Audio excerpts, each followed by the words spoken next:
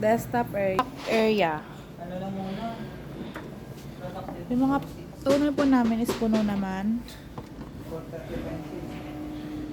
Paper area po namin, puno naman.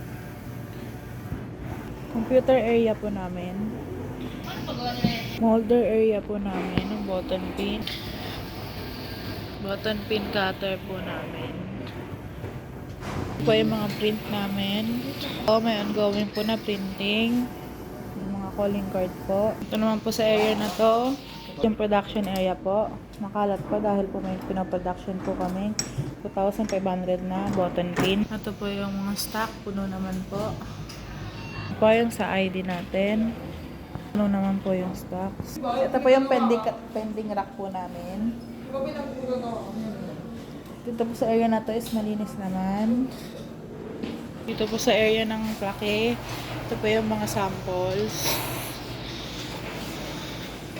Ito po sa cutting area ng calling card. Mas may ongoing pong pinakat. Dito po sa area ng